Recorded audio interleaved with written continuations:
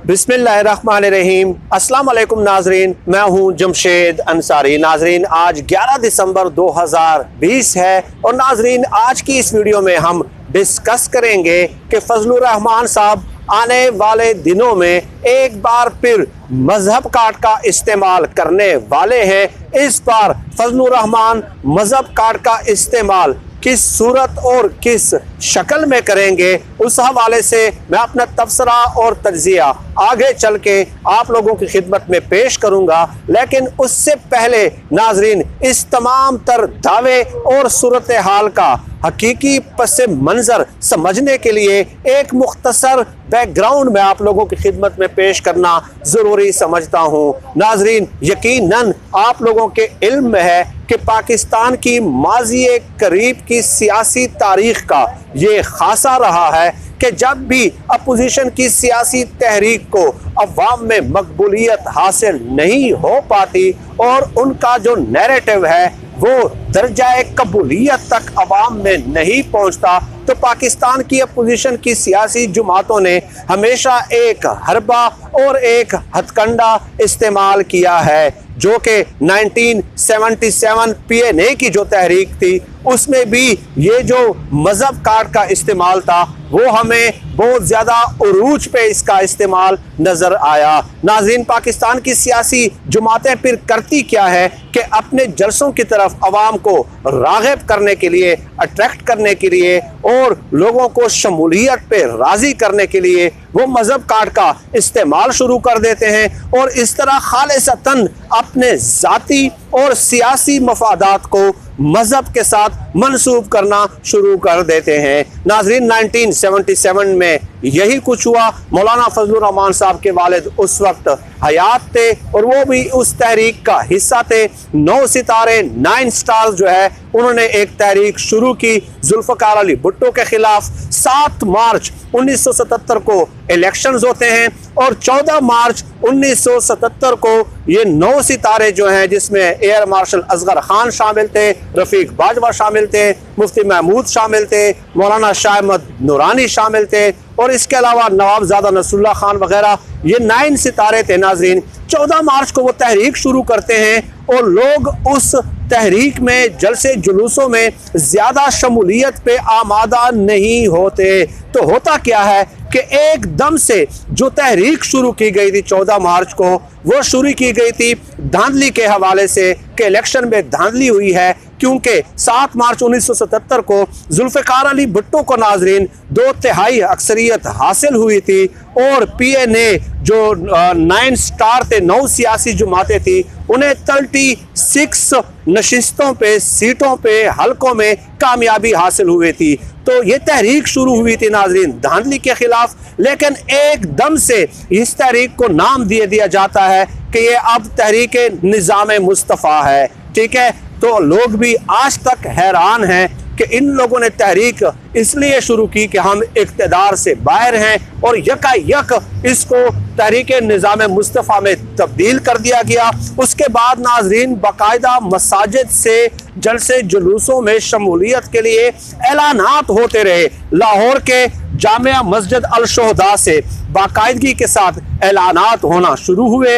अपने जलसों में पैसे देकर अजान करने वालों को बुलाया जाता था और एहतजाज में शरीक होने वाले लोगों के घर बाकायदा राशन, घी, आटा वगैरह पहुंचाया जाता रहा। नाजरीन, मजहब का नाम जब इन्होंने इस्तेमाल करना शुरू कर दिया तो लोग जोक दर जोक जो है इस तहरीक में शामिल होने लग गए और लोगों ने पीपल्स पार्टी के दफातर का घेराव शुरू कर दिया। जलाओ गिलाओ और शटर डाउन, पहिया जाम, हड़तालें वगैरह शुरू हुई। तो जुल्फ़िकार अली भुट्टो ने जो है नाजरीन दफ़ा 144 इम्पोज कर दिया। उसके बाद इन मौलवियों ने पता है क्या ऐलानात किए कि आप लोग जब भी जलसों में आएँ तो अपने साथ कुरान मजीद भी लाएं, कुरान पाक भी आप अपने साथ लाएं, क्योंकि सेक्शन 144 हैज़ बीन इम्पोज्ड।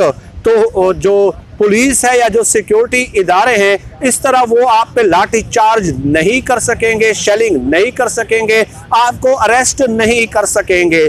तो ये हमने 1977 की तहरीक में देखा।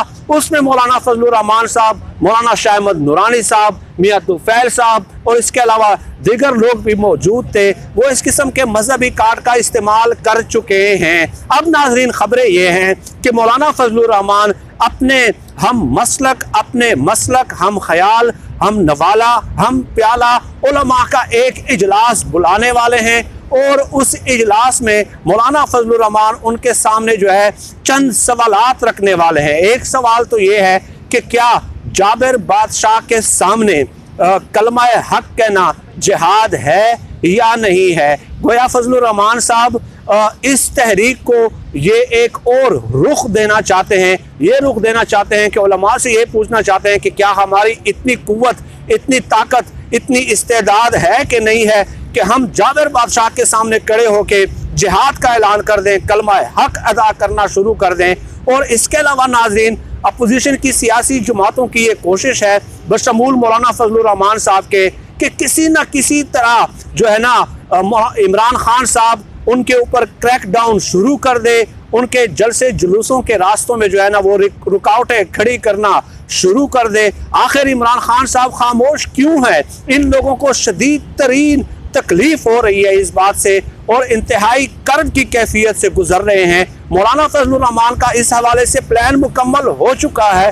अंदरूने खाना वो मुशावरत मुकम्मल कर चुके हैं कि उन्होंने खुलकर मजहब कार्ड का इस्तेमाल करना है और लोगों को जो है ना कुरान पाक जो है ना जलसों में साथ लाने का भी उन्होंने ऐलान करना है। लेकिन इमरान खान साहब के वो आसाब का इम्तिहान ले रहे हैं कि किसी ना किसी तरह लाहौर जलसे से पहले या उसके बाद जो तहरीक के दीगर मराहल हैं उसमें इमरान खान साहब इम्पेडिमेंट्स, ऑब्स्टिकल्स क्रिएट करें और मुझे ये मजहब कार्ड इस्तेमाल करने में आसानी का सामना हो। नाजरीन, ये कोई अनहोनी बात नहीं है, ये पाकिस्तान की सियासी तारीख में पहली बार नहीं हो रहा, क्योंकि आप लोगों ने देखा कि अपोजिशन की 11 सियासी जमातें हैं। आप बताइए ईमानदारी के साथ अपने ज़मीर से सवाल पूछ के कि 11 अपोजिशन की सियासी जमातों के जलसों में लोग कितने शरीक होते हैं?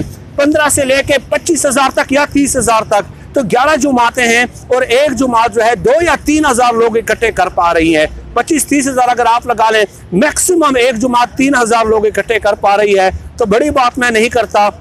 मैं अपनी ज़ाती हैसियत में भी अगर एक कार्नर मीटिंग का एहतमाम करूं तो 2000 लोग अल्हम्दुलिल्लाह मैं अपनी ज़ाती हैसियत में भी अपने मोहल्ले में जमा कर सकता हूं। इतनी अल्लाह ताला ने मुझे इस्तिताअत दी है। तो इन लोगों के जो ना जो बयानिया है इन लोगों का, इनके जलसों में लोग राग़िब हो नहीं पा रहे। और अब इमरान खान साहब ने 13 दिसंबर के जलसे के हवाले से इनको बिल्कुल फ्री हैंड दे दिया है कि हम भी देखना चाहते हैं कि आप लोगों ने कितनी लोगों की खिदमत की है, कितने अवाम के फलाही मंसूबे शुरू किए हैं, कितने पंजाब में, लाहौर में जो है ना दूध और शहद की नहरें बहाई हैं। इसलिए ये लोग इंसाइट कर रहे हैं अपने बयानात के ज़रिए, अपने ऐलानात के ज़रिए, अपने किरदार के ज़रिए हुकूमत को। लेकिन इमरान खान साहब ने बिल्कुल इनको फ्री हैंड दिया हुआ है। खैर, खबर नाज़रीन ये थी कि फजल उर रहमान साहब एक उलमा का, अपने हम मसलक, हम प्याला, हम ख्याल, हम नवाला उलमा का इजलास बुलाने वाले हैं। अगर हुकूमत कोई जो है ना इनके ऊपर क्रैक डाउन करती है, इनको गिरफ्तार करती है, और फजल उर रहमान को सिर्फ ये बहाना चाहिए कि किसी न किसी तरह मेरे ऊपर हाथ डाल दिया जाए, उसके बाद वो खुलकर इस किस्म के ऐलानात करने वाले हैं। लेकिन आज पाकिस्तान के अवाम का शऊर अल्हम्दुलिल्लाह बेदार हो चुका है। वो इनके मजहब कार्ड के इस्तेमाल में अब नहीं आने वाले। अब ये उन्हें गुमराह नहीं कर सकते। वरगलाने की जो इनकी तमाम तर कोशिशें हैं वो इंशाअल्लाह ताला नाकामी से दो चार होती रहेंगी। अल्लाह के फजलो करम से आज खुल के इस हवाले से इनका मंतकी दलाइल के साथ इस्तिरदाद और ताक़ुब किया जा रहा है। लेकिन आने वाले दिनों में हम देखते हैं कि क्या सूरत हाल बनती है और उससे आपको वक्तन फ़वक्तन हम आगाह करते रहेंगे। मैं अपनी इस खबर पे कायम हूँ कि फजल उर रहमान साहब अपने हम मसलक, हम ख्याल और हम नवाला व हम प्याला उलमा का इजलास बुलाने वाले हैं और इस कार्ड पे वो ऑलरेडी जो है वो गौर कर चुके हैं। वक्त और हालात का उनको इंतज़ार है। आज के लिए नाज़रीन इतना ही। पाकिस्तान जिंदाबाद। अल्लाह हाफिज़।